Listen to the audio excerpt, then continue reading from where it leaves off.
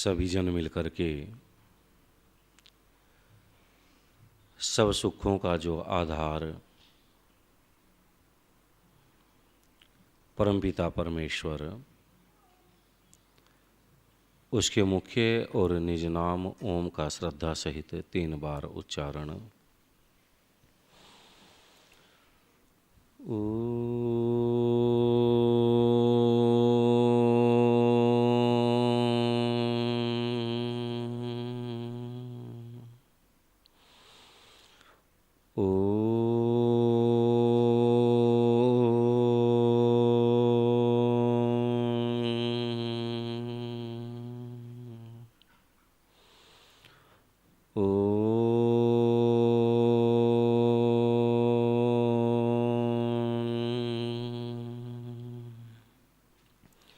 सर्वे वेदा यत्पदमामनन्ति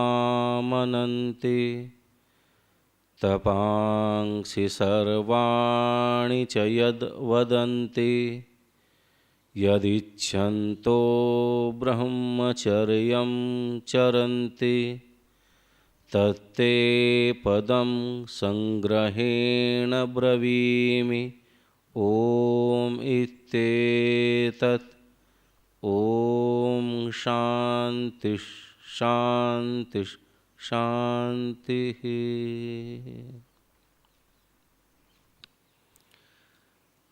पवित्र यज्ञशाला में उपस्थित विद्वज्जन, धर्म प्रेमी सज्जनों, मातृशक्ति, ब्रह्मचारी बंधुओं, पिछले कई दिनों से श्रद्धेय आचार्य जी ने, मुनि सत्यजीत जी ने बड़ा ही सूक्ष्म और गहन विषय परमात्मा किस प्रकार से जीवों के कर्मों को जानता है, उसका स्वरूप क्या है, ये बहुत ही गहरा विषय लिया हुआ है। और उस विषय पर चर्चा करने का तात्पर्य क्या है, ताकि हम ईश्वर के स्वरूप को समझ करके उस प्रकार के कर्म करें जो कर्म हमें जीवन में सुख देने वाले हों। कर्म तो सभी करते हैं, इस विषय पर भी अनेक बार चर्चा हुई है कि कोई भी जीवात्मा एक क्षण कर्म किए बिना नहीं रह सकती।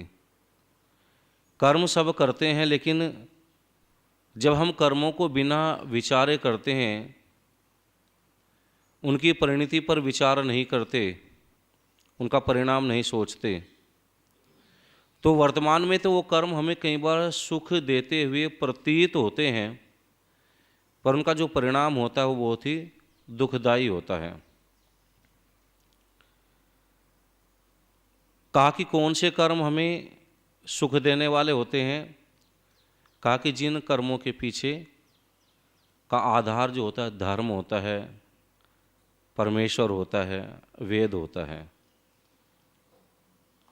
ये जब कभी धर्म की बात चलती है कि तो स्मृति का एक श्लोक मिलता है, धर्म जिज्ञासामाना नाम प्रमाणम परमम श्रुति ही। अर्थात जो भी धर्म के जिज्ञासु लोग हैं, धर्म को जानना चाहते हैं, और किसी चीज़ को हम क्यों जानना चाहते हैं, हम इसलिए जानना चाहते हैं ताकि इसको व्यवहार में ला करके हम जो भी अविद्या है, अधर्म है, उसको हटा करके धर्मयुक्त कर्मों को करें, जिसका परिणाम हमें सुख के रूप में मिले। और धर्म का आधार इस श्लोक में क्या बताया, महर्षि मनु जी क्या कहते हैं, श्रुति, अर्थात जो वेद है वो धर्म के जिज्ञासुओं के लिए परम प्रमाण है, उससे बढ़ करके और कोई प्रमाण नहीं हो सकता। जिस प्रकार से कहा कि सूर्य को देखने के लिए किसी दीपक की आवश्यकता नहीं होती, वो स्वयं प्रकाशित है लोक की दृष्टि से, इसी प्रकार से वेद को प्रमाणित करने के लिए अन्य किसी प्रमाण की आवश्यकता नहीं होती, क्योंकि वेद स्वतः प्रमाण है। दूसरी चीज़ों को भी कह सकते, लेकिन कहा कि परम प्रमाण क्या है, धर्म के विषय में धर्म जिज्ञासुओं के लिए श्रुति है। तो श्रुति धर्म के विषय में, ईश्वर के विषय में क्या कहती है? ऋग्वेद का मंत्र है, ऋचो अक्षरे परमे व्योमन यस्मिन् देवा अधिविश्वे निषेदुहु यस्तन्न वेद किम ऋचा करिष्यति य इत्तद्विदुः त इमे समासते। कहा कि जो भी व्यक्ति जीवन के अंदर सुख चाहते हैं, और इस सुख होता क्या है, इसकी परिभाषा की जाती है, खाया कहते हैं इंद्रियों को, वो सु माने अच्छा, जो इंद्रियों को अच्छा लगे, वे इंद्रिय बाह्य इंद्रिया भी हो सकती हैं और आभ्यंतर इंद्रिया जिनको हम अंतःकरण कहते हैं, जिसके माध्यम से हम आत्मा और परमात्मा का ज्ञान प्राप्त करते हैं, उसके सुख को प्राप्त करते हैं, दोनों प्रकार की। और दुख किसे कहते हैं? कहा कि जो इंद्रियों को कष्ट देवे, लोलुपता में ले जावे, वे सारे के सारे क्या होते हैं? दुख होते हैं। कहा कि जो सुख चाहता है वो क्या करे? ऋचो अक्षरे परमे व्योमन, अर्थात जो जिस परमात्मा में, वो परमात्मा कैसा है? कहा कि जो सर्वव्यापक है, सर्वोत्कृष्ट है, जिससे उत्कृष्ट, जिससे श्रेष्ठ, जिससे अच्छा, जिससे बढ़कर के संसार के अंदर कुछ नहीं हो सकता। और कहा कि जो अविनाशी परमेश्वर है, जिसमें कहा कि सब के सब विद्वान और सूर्य पृथ्वी आदि लोक स्थित हैं। परमात्मा की कितनी व्यापकता से इस मंत्र के अंदर व्याख्या की है। और एक विषय हम सब लोगों को और ध्यान रखने योग्य है, ईश्वर के विषय में आधुनिक काल में जितना स्पष्ट लेख, प्रमाण, तर्क, व्याख्यान महर्षि देवदयानंद सरस्वती जी के मिलते हैं, इतने किसी भी अन्य विद्वान के, वर्तमान अन्य किसी भी वक्ता के नहीं मिलते। बहुत स्पष्टता से बोलते हैं। ईश्वर के विषय में जितनी स्पष्टता स्वामी दयानंद सरस्वती जी की रही, इतनी अन्य किसी वक्ता की नहीं रही। कल गुरु पूर्णिमा थी। गुरु पूर्णिमा अर्थात सनातनियों में ये त्यौहार, ये उत्सव बड़े ही उल्लास के साथ मनाया जाता है।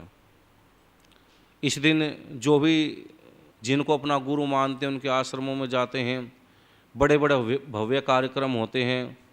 जिनको अपना गुरु मानते हैं उनके लिए जो भी वो सहयोग, दक्षिणा आदि, उनका मान सम्मान करना होता है, वो सब करते हैं। पर इतना कुछ होते हुए भी पहले जीवन के अंदर देखते थे, संसार में देखा जाता था, इतने गुरु नहीं थे इस प्रकार के। और जितने गुरु बढ़ते चले जा रहे हैं, इतना ही अविद्या अंधकार बढ़ता चला जा रहा है। इससे क्या समझना चाहिए कि वास्तव में वे गुरु नहीं हैं। गुरु का मतलब होता है असतो मां सद्गमय, तमसो मां ज्योतिर्गमय। कहा कि जो असत से सत्य की ओर लेकर के चले, जो अज्ञान से ज्ञान की ओर लेकर के चले, वो गुरु होता है। और जितने गुरु बढ़ते जा रहे हैं, देखा जाता है कि उससे बिल्कुल विपरीत हो रहा है। ज्ञान से अज्ञान की ओर लेकर के जा रहे हैं और विद्या से अविद्या की ओर लेकर के जा रहे हैं। जब तक इतने गुरु नहीं थे तब तक इतनी अविद्या नहीं थी, लेकिन जब से इतने गुरु बढ़े तभी से लोक में देखने को आता है इतनी ही अविद्या, अंधकार, अज्ञान, ढोंग, पाखंड वो निरंतर बढ़ता चला जा रहा है। कोई सा भी युग रहा हो, चाहे नास्तिक उस समय में अधिक रहे हों, वाम मार्गी आदि रहे हों, जो ईश्वर को मानने वाले हैं, ईश्वर के प्रति आस्था रखने वाले हैं, चाहे वे वैष्णव हों, शाक हों, शाक्त हों, शैव हों, बौद्ध हों, जैन हों, कोई भी हों, पर इतनी अविद्या पहले नहीं थी जितनी अब बढ़ती चली जा रही है।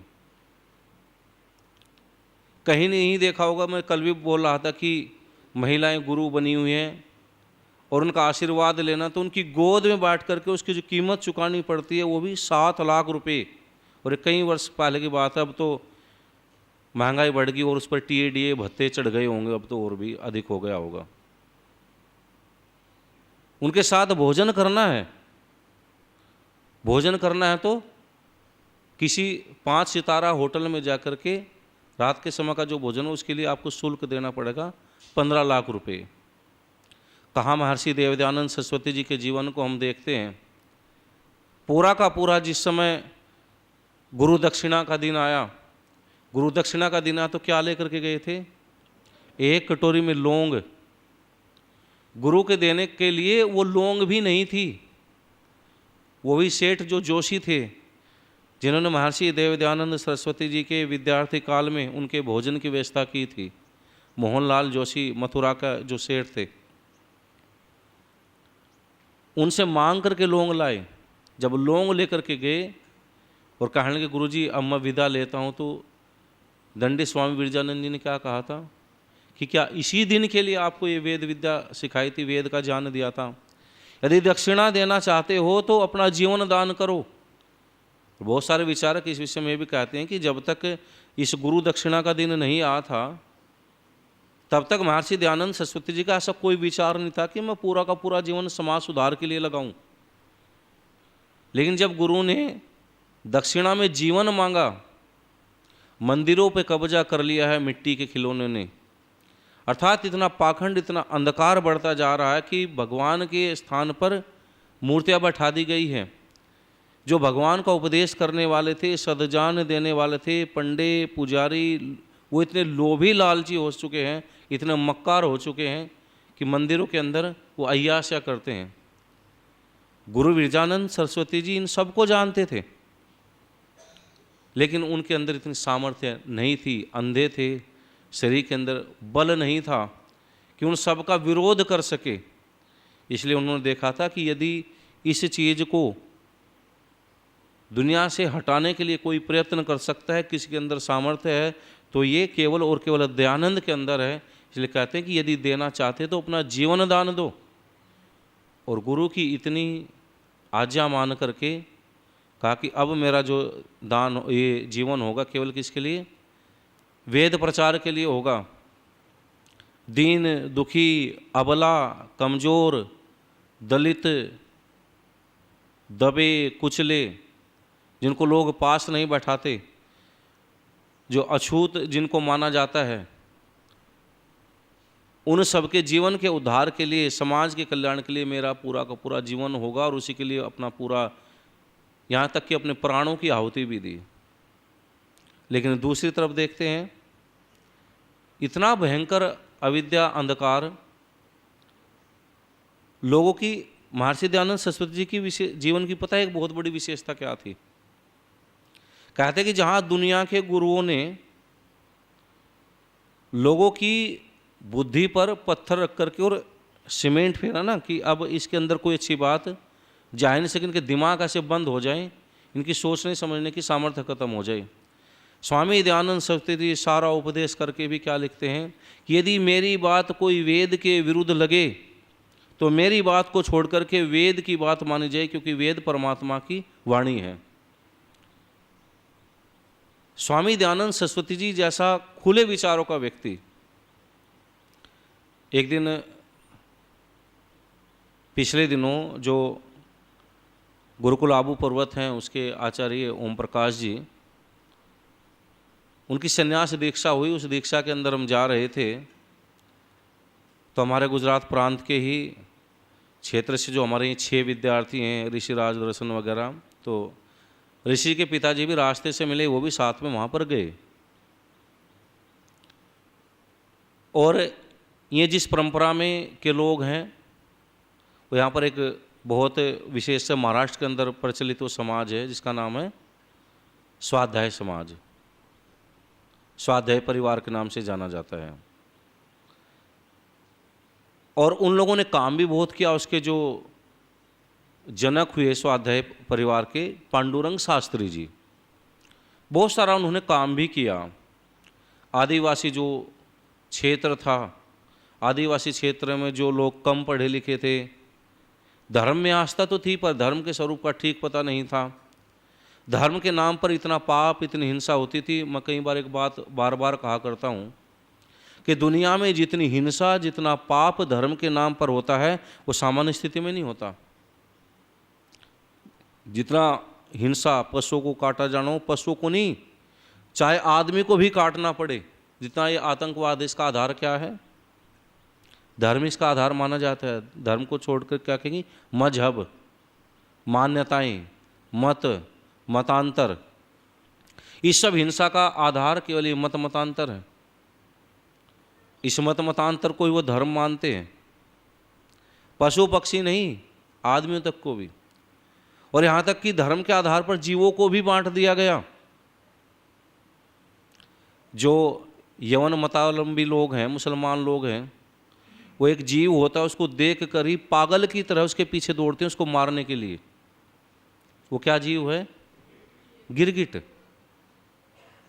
गिरगिट को मान लिया क्या है? काफिर है गिरगिट, काफिर। क्यों? क्योंकि जब मोहम्मद साहब कुएं के अंदर छिपे हुए थे शत्रुओं के डर के मारे, तो जो मकड़ी थी उसने उनके ऊपर जाला बना दिया और ये काफिर गिरगिट आया, कुएं में कूद गया, मकड़ी का जाला टूट गया। काफिरों ने मोहम्मद साहब को देख लिया और फिर उनको सताया।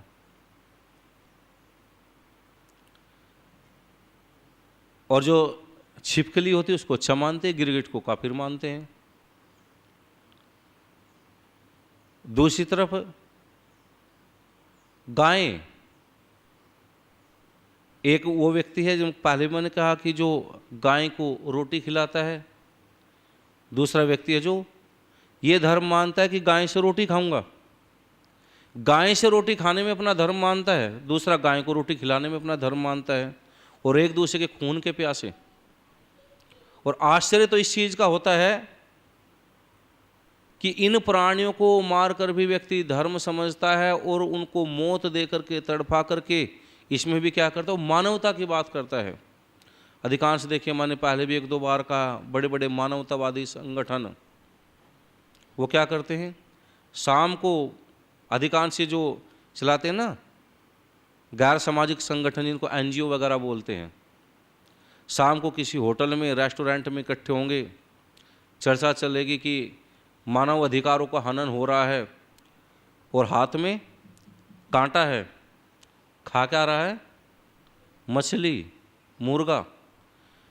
और मौत को भी कितना स्वाद ले लेकर के, कितने आनंद के साथ मौत का भी जश्न मनाते हैं। कोई हलाल खाता है, कोई हराम खाता है, कोई झटके का खाता है, और धर्म की, मानवता की चर्चा चल रही है। कोई उसको पसीजा करके खिलाता है, खाता है, आधा सेक करके खाता है, कोई सूप बना करके खाता है, और चर्चा करते हैं धर्म की, मानवता की। कितना बड़ा अविद्या, कितना बड़ा अंधकार इस समाज के अंदर। और ये कोई एक समाज में नहीं हो, पहले कहा कि चाहे मंदिर हों, चाहे गुरुद्वारे हों, चाहे मस्जिद हों, सब इसी से भरे पड़े हैं, पटे पड़े हैं। प्रसाद भी मांस का चल रहा है। और जो गुरु उपदेश दे रहे हैं, गुरु लोभी चेला लालची दोनों खेले दांव, भव सागर में डूबते बाट पत्थर की नाव। और ऐसे ऐसे गुरु जिनको लोग अपना आदर्श मानते हैं, और सामान्य जन नहीं, बड़े बड़े बुद्धिजीवी, स्वामी विवेकानंद जी के विषय में अनेक लोग जानते ही हैं। उनके द्वारा चलाई गई जो संस्था रामकृष्ण मिशन, आप उसमें जाकर के देखें, उनके आश्रमों में मांस पकता है, और उनको कौन लोग अपना आदर्श मानते हैं? गर्व से कहो हम हिंदू हैं। कितना सारा ऐसे लोग हैं, कितने ऐसे स्थान हैं जहाँ पर लोग स्वामी दयानंद सरस्वती जी को की मूर्ति, चित्र मानते हुए विवेकानंद जी के चित्र लगा लेते हैं। यानी कि दयानंद जी को जानने वाले बहुत थोड़े से लोग हैं। ये भ्रांतिवश से चित्र की भी पहचान नहीं होती, विवेकानंद जी के चित्र लगा लेते हैं लोग अज्ञानता के कारण से। इतने प्रसिद्ध हैं, आदर्श मानते हैं। एक संस्थान ने उनको अपना आदर्श माना। जिस प्रकार से कांग्रेस ने गांधी को अपना आदर्श माना था, और इतना न होते हुए भी उनको इतना प्रचारित किया गया। इसी प्रकार से इन महाराज को भी, इन स्वामी को भी, जबकि कुछ ना कुछ तो हर व्यक्ति में योग्यता होती है। अयोग्य पुरुषो नास्ति योजकस्तु दुर्लभ है, ये भी नीति का वाक्य मिलता है।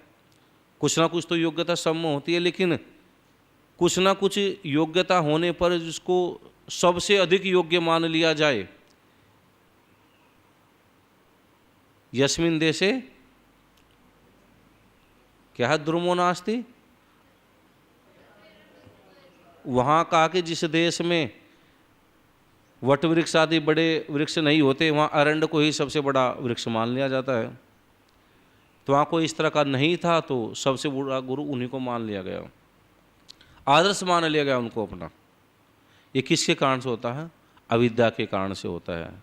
कहा कि ऋचो अक्षरे परमे व्योमन, अर्थात सर्वव्यापक, सर्वोत्कृष्ट, अविनाशी परमेश्वर, जिसमें सब विद्वान और सूर्य पृथ्वी आदि लोक लोकांतर जिसमें स्थित हैं, परमपिता परमेश्वर के स्वरूप को बताया जा रहा है। और कहा कि सब वेदों का तात्पर्य जिसमें है। ध्यान रखना, वेद का तात्पर्य क्या है? वेद का तात्पर्य केवल और केवल ईश्वर के स्वरूप को जानना है। एक साधे सब सधे, यदि ईश्वर का सच्चा स्वरूप समझ में आ जाए तो निश्चित रूप से जीव के कर्मों की जो गति है, उसकी जो दिशा और दशा है, वो ठीक मार्ग पर चलेगी। उसका प्रत्येक कर्म जो होगा उसका आधार धर्म होगा, और धर्म युक्त जो कर्म किए जाते हैं वे कर्म सदा सुख देने वाले होते हैं। और अविद्या, अज्ञान, अधर्म को आधार मान करके जो कर्म किए जाते हैं वे कर्म सदा हमें दुख में ले जाने वाले होते हैं। और इसी का ही हम परिणाम देखने को मिलता है। कितनी सारी घटनाएं होती हैं जगत के अंदर। अभी पिछले दिनों एक घटना जो हाथरस के अंदर हुई, एक गुरुजी थे, और गुरुजी भी कैसे, मतलब सारी कहें कि जिन्होंने परंपराओं का सत्यानाश, जो बूट पहन करके अपनी बड़ी कुर्सी पर बैठता है, बूट है, टाई है, टोप है, पैंट शर्ट है, पैंट कोट है। आर्य समाज के मंच पे यदि कोई व्यक्ति पजामा पहन के भी बैठ जाए ना, कोई कितना भी बड़ा विद्वान हो, उसको कोई भाव नहीं देता। लेकिन वहां पैंट कोट पहने हुए व्यक्ति बैठा है, टाई लगाए बैठा है, उसके पीछे भी पब्लिक इतनी अंधी है कि जहां वो चल करके गया, उसकी पैरों की जो रज है, धूल है, उसको छूने के लिए, उसको लेने के लिए 121 या 123 लोग मारे गए। और उन 123 लोगों में कौन थे? ज्यादातर कितनी थी? 112 महिलाएं। इनके अंदर भावुकता ज्यादा होती है। इसलिए महर्षि देवदयानंद सरस्वती जी ने जो नारी शिक्षा, स्त्रियों की शिक्षा, उस पर सबसे ज्यादा बल इसलिए दिया है कि यदि ये मतलब विद्या से युक्त हो जाएं, ठीक हो जाएं, इस विषय को समझे, तो कहता है कि पुरुष तो अपने घर में ही केवल वो कुछ सुधार कर सकता है, लेकिन माताएं, बहनें, जो स्त्रियां होती हैं, कहा कि वो दो दो कुलों को सुधार देती हैं। और जब तक इनके अंदर विद्या नहीं होगी, तब तक वास्तव में जितना चाहते हैं, जितना सोचते हैं, इतना नहीं हो सकता। क्योंकि माताओं के अंदर वो सामर्थ्य होती है निर्माण की। इसलिए माता को क्या कहा जाता है? माता निर्माता भवती। क्योंकि स्वामी दयानंद सरस्वती ने सत्यार प्रकाश के दूसरे समोल्लास के अंदर जहाँ संतानों की शिक्षा और दीक्षा का विषय लिया, वहाँ पर क्या लिखते हैं कि जितना एक संतान का हित और उपकार माता से होता है, संसार में इतना किसी से नहीं हो सकता। क्योंकि मानव निर्माण का, मानव मस्तिष्क पर जो संस्कार पड़ने का सबसे बहुमूल्य समय होता है, वो क्या होता है? कहते हैं कि 6-7 साल तक का समय होता है, बाल्यकाल होता है। आप किसी बच्चे को बाल्यकाल में जैसे संस्कार दृढ़ता से उसके अंदर डाल दो, जीवन भर नहीं निकलेंगे। कहीं थोड़ा बहुत वो विचलित भी हुआ, दाएं बाएं भी हुआ, लेकिन उसमें ज़्यादा समय नहीं रुकेगा, वो वापस वहीं पर आएगा जो उसको बाल्यकाल में संस्कार मिले। इसलिए बहुत बड़ा दायित्व था। लेकिन एक ऐसी आंधी चली गुरुओं की कि किसको गुरु बनाना है, गुरु की क्या योग्यता होनी चाहिए, गुरु का निरीक्षण कैसे करें। कुछ नहीं बस श्लोक बन गए, जैसे स्वामी जी भी कल बोलते, गुरुर् ब्रह्मा गुरुर्विष्णु गुरुर्देवो महेश्वर है, गुरु साक्षात परब्रह्म तस्मै श्री गुरुवे नमः। और यहाँ तक प्रचारित कर दिया इन अंध गुरुओं ने कि गुरु के प्रति कभी अश्रद्धा नहीं रखनी चाहिए। और स्वामी दयानंद सरस्वती क्या लिखते हैं कि मेरी भी बात यदि कोई वेद के विरुद्ध लगे, और जनों की तो छोड़ दो, मेरी भी मत मानना। जिन्होंने जीवन भर केवल शास्त्रार्थ किए, बड़े बड़े जो धर्म धुरंधर गुरु थे जिनके सामने नहीं टिकते थे। एक बार स्वामी जी महाराज के विषय में कहा जाता है कि पुष्कर के अंदर थे और ब्रह्मा जी के मंदिर के अंदर निवास करते थे। कोई माता आई तो ब्रह्मा जी को प्रसाद आदि चढ़ा करके ब्रह्मा की जो मूर्ति थी जब वापस जाने लगी तो स्वामी दयानंद सरस्वती ने रास्ता रोक लिया और उस महिला से पूछा कि माता एक बात बताओ, ब्रह्मा जी ने कुछ उपदेश आशीर्वाद दिया या नहीं दिया? कि हाँ स्वामी जी दिया है। स्वामी ने कहा कि चलो एक बार हमारे सामने भी आशीर्वाद उपदेश दिलवा करके दिखाओ। तो माता बड़ी गंभीरता के साथ कहती है कि स्वामी जी, ये ब्रह्मा तो बेचारा मिट्टी पत्थर का है, ये तो तुम्हारे क्या सामने बोलेगा, जो सामने बोलने वाले लोग हैं आपके सामने तो वो भी नहीं बोल पाते, उनकी भी सामर्थ्य नहीं है कि वो आपके सामने बोल सके। और कितनी बेबाकी से इनकी जो मैं बात कर रहा था, जो बच्चे हैं जो अपने स्वाध्याय परिवार है, जो भी व्यक्ति गुरु हुए, हो सकता है उन्होंने कुछ अपने समय में जो भी समस्या रही हैं उनको लेकर के थोड़ा समाज सुधार का प्रयत्न किया हो। लेकिन कई बार हम क्या करते हैं कि जिसको औषधि को कई बार हम रोग को हटाने के लिए खाते हैं, वो औषधि हमारे लिए और रोगों को बढ़ाने वाली हो जाती है। वहाँ निर्देश क्या है उस समाज के अंदर कि जितना कहा जाए इतना ही करना है, उससे अधिक आप कुछ नहीं कर सकते। उनकी सीमा पार नहीं कर सकते। आप सोचो कि मैं यज्ञ जितना बता गया इससे अधिक यज्ञ करना चाहूँ, जैसा कि स्वामी ने कहा यज्ञ के विषय में, भाई कोई अधिक करना चाहे तो अधिक गायत्री मंत्र विश्वानि देव से आहुति देता जाए तो और अधिक धर्म होगा। आप विद्या का प्रचार करना चाहें तो आप 10 घरों में जाकर के विद्या का प्रचार कर सकते हैं। आपकी सामर्थ्य तो आप 100 में कर लें, लेकिन कहेंगे 10 में कहा गया तो 10 में ही करना है, इससे अधिक नहीं कर सकते। जितना कहा जाए उतना ही करें, यानी कि बांधते यदि बाहर निकल गए तो फिर हमारे चेले कैसे रहेंगे। ऐसे ही जितनी भी गुरु परंपरा है, जब उनको गुरु मंत्र दिया जाता है उनको ये कहा जाता है कि ये किसी को मत बता देना, यदि बता दिया तो तुम्हारा समाप्त हो जाएगा। क्यों वे ऐसी चालबाजी करते हैं कि यदि यहीं जाकर के बताने लगे तो फिर हमारे यहाँ कैसे आएगा, हमारी दुकानदारी, हमारा जो व्यापार है कैसे चलेगा। क्योंकि वो वहाँ पर जाते हैं, गुरु मंत्र लेते हैं, दीक्षा लेते हैं, चढ़ापा चढ़ाते हैं, उनकी वस्तु को खरीदते हैं। एक बार ये आसाराम बापू अजमेर में आए थे, जो भी उनकी दीक्षा ले रहा था सबको उनकी एक किट खरीदनी होती थी। उसमें आसन है, माला है, उनका चित्र है और पूजा पाठ की सामग्री है, किट बिकती हैं। बड़ा एक भारी व्यापार चल रहा है। ये वास्तव में जो मूर्ति पूजा आदि है, जिसको खाई कहा स्वामी दयानंद सरस्वती ने, ये बंद क्यों नहीं होती? इसका सबसे बड़ा कारण है ये मूर्ति पूजा दुनिया का एक ऐसा व्यापार है जिसमें बिना कुछ पूंजी लगाए बस लाभ ही लाभ, अर्थात लाभ, संभावना, इसमें बहुत संभावनाएं हैं। इसलिए जो लोग हैं इसको इसलिए छोड़ते नहीं। इसके नाम पर आप अचार बेचो, कॉपी पैन बेचो, चिप्स बेचो। ये जो गुरमीत राम रहीम था, इनके जितने भी बड़े बड़े आश्रम थे वहाँ पर क्या होता है, उनमें आलू की खेती होती है, ज़्यादा आलू करते हैं। लगाने वाले मजदूर फ्री के, उनकी सिंचाई गुड़ाई करने वाले, फसलों को तैयार करने वाले फ्री के, चिप्स बनाने वाले फ्री के। और एक व्यापार का नियम है, उत्पाद तो कोई भी व्यक्ति कर लेता है, लेकिन उसको बिक्री करना ये बहुत कठिन होता है, मार्केटिंग। लेकिन उनके लिए भी ये कोई समस्या नहीं, वही अनाड़ी जो पैदा करते हैं, बनाते हैं, वही खरीदते हैं और बाजार से तिगने भाव पर खरीदते हैं। मथुरा के अंदर वो थे, क्या थे गुरुदेव, जय गुरुदेव। एक एक मूली 100-100 रुपये की बिक्री है, 100-100 रुपये की एक एक मूली।